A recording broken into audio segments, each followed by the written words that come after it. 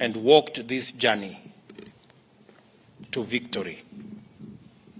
Our brothers in ANC, our brothers in Fort Kenya, in Chap Chap, in DP, and all the other parties that joined us. And because of their contribution, because of their decision to work with us under very difficult circumstances, we won this election. Today, I am proud to announce the men and women who will serve in the cabinet of the Republic of Kenya by God's grace. And before I do that, let me say that this exercise is important because although we have a cabinet, which I met with my good deputy this morning, it is also important that we set up the new cabinet early so that we can quickly take charge of the affairs of our country and begin the process of implementing the plan that we set out before the people of Kenya and persuaded them to vote for us on the basis of that plan. And it's because of that reason, and after extensive consultation with our teams, I am going to announce the following. My good deputy, Rigathi Gachagua, who I have a lot of regard for standing with me and working extra hours and being part of my support team. And now, by God's grace, he is the Deputy President of the Republic of Kenya. As I promised, my deputy is going to be a very busy person. And I am sending an executive order for print to assign my deputy very clear responsibilities that will assist me be able to discharge the responsibility, the heavy responsibility put on my shoulders by the people of Kenya, as is in accordance with the Constitution of Kenya. The Deputy President will deputize the President in the execution of all President's functions that are allowed by the Constitution and law. He will chair cabinet committees. He will oversee the implementation of cabinet decisions across all ministries and departments. Number 4, he will coordinate intergovernmental relations between the national government and the county government, including chairing the Intergovernmental Budget and Economic Council, commonly known as IBEC. He will be the liaison between the constitutional commissions and independent offices in matters that require intervention by the national government, including budgets, policy formulation, and implementation of their recommendations. And number 6, he will coordinate the planning and supervise the implementation of development partners' funded programs and projects. And he will oversee public sector reforms and any other functions as I may assign him from time to time.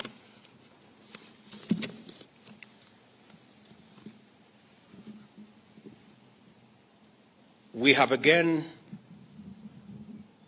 the other very important position, and that is the position of the Prime Cabinet Secretary. And I have appointed my brother, Wycliffe Musalia Mudavadi, into that office. That office is probably the most senior office after the office of the President and Deputy President. And I have set out functions for that office. He will assist the President and Deputy President in the coordination and supervision of government ministries and state departments, in liaison with the ministry responsible for interior and national coordination, oversee the implementation of national government policies, programs, and projects. Number 3, he will chair and coordinate national government legislative agenda across all ministries and state departments in consultation with and for transmission to the party coalition leadership in both National Assembly and the Senate. He will facilitate interministerial coordination of cross-functional initiatives and programs. He will also coordinate, number 5, and supervise. He will coordinate and supervise the technical monitoring and evaluation of government policies, programs, and projects across ministries, and of course perform any other functions as I may assign him from time to time. The other appointments I have made this afternoon are appointments of ministers. The Minister for Interior and National Administration, the Honorable Professor Abraham Kithure Kindiki, the Minister for National Treasury and Planning, Professor Njuguna Ndungu,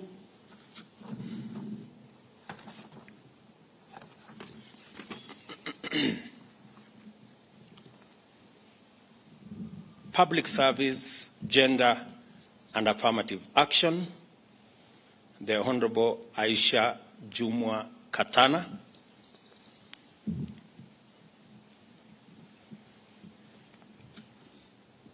Ministry of Defense, the Honorable Aden Bare Duale,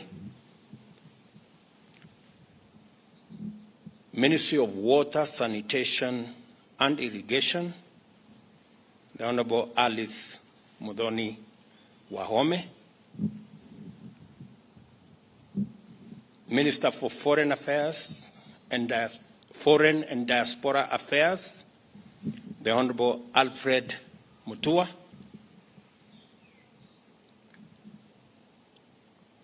Minister for Trade, Investment and Industry, the Honorable Moses Kuria, the Minister for East African Community, Arid and Semi-Arid Lands and Regional Development, Rebecca Miano,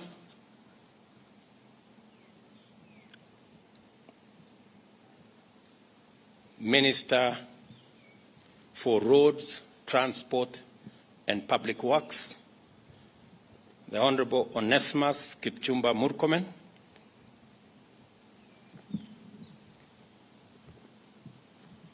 Minister for Environment and Forestry, the Honorable Rosalinda Soipan Tuya,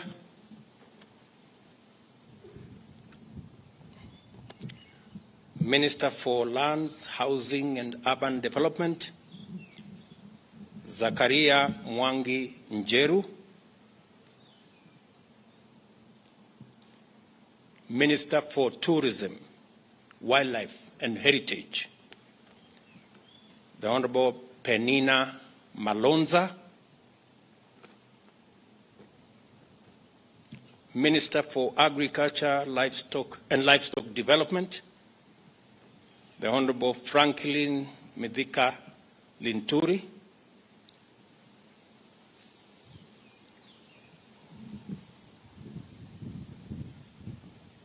Minister for Health, Susan Nakumicha Wafula,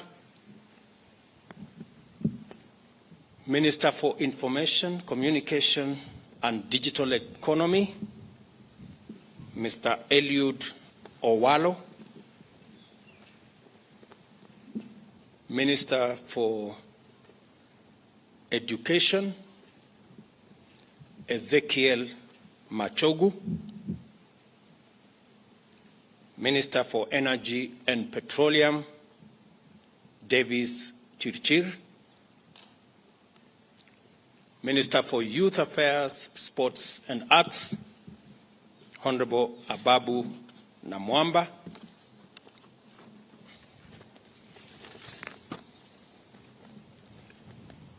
Minister for Cooperatives and Micro, Small and Medium Enterprise Development, Simon Chelugui, Minister for Mining, Blue Economy and Maritime Affairs, Salim Mvurya, Minister for Labor and Social Protection, for Florence. I have also made the following cabinets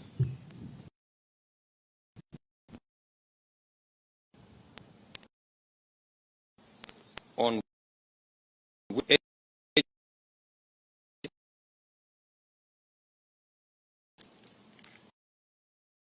advisor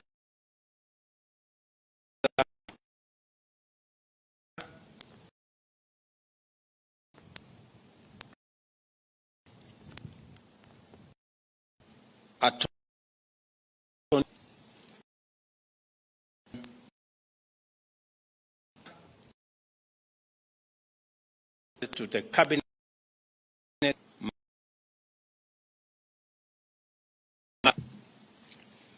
Those are the appointments I have made this afternoon.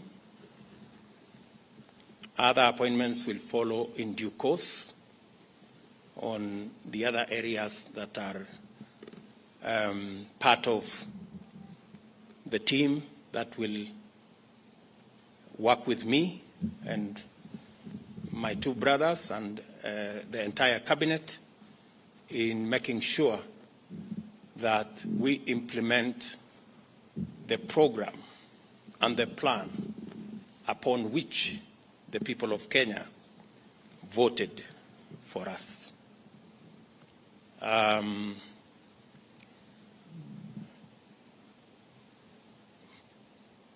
This afternoon also,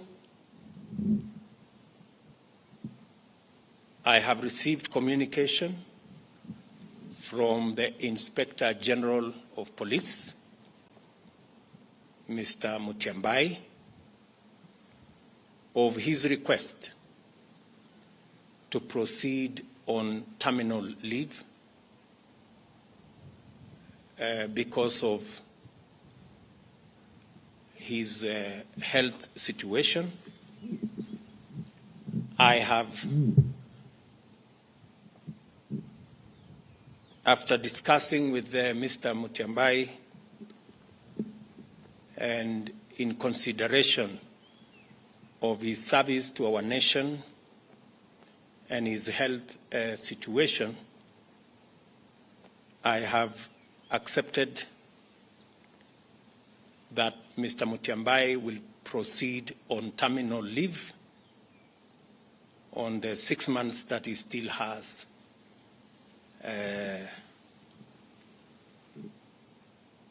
of his contract.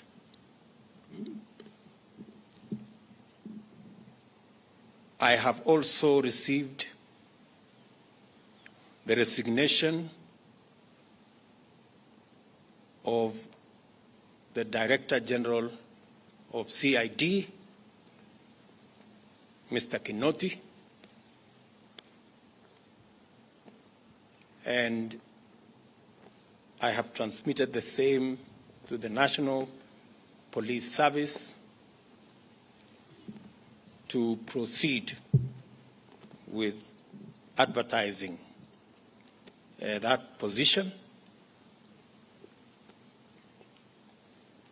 And meanwhile, they should get somebody to act in the place of Mr. Kinoti.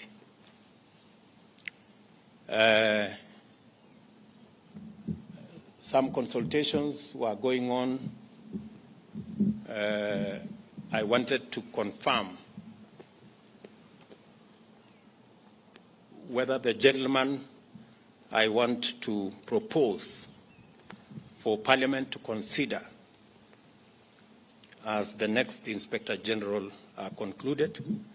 Is there somebody? Get me Kinywa. Get me Kinywa. Bring the.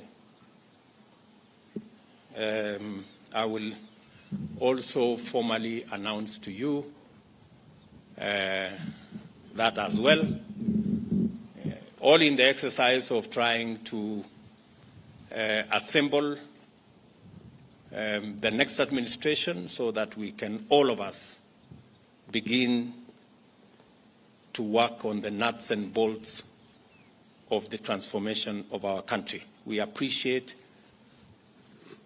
that we have a difficult economic situation in our hands, but I am confident that working with this team, we will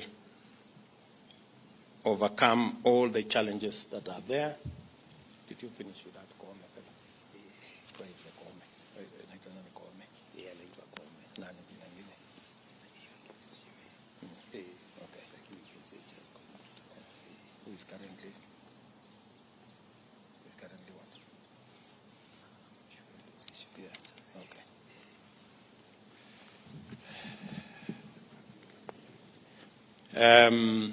Once I conclude my consultations with the head of public service here, the name of the new Inspector General of Police will be released this afternoon. So, with those many remarks, ladies and gentlemen, I want to take this opportunity to wish the men and women on this list, the great people who will assist us deliver on the Kenya Kwanza plan. I wish them well. They will now proceed to Parliament for the exercise in Parliament so that Parliament can approve and give me the opportunity to finally conclude the appointment and get each and every member of this team to work. Asanteni sana, and may God bless you.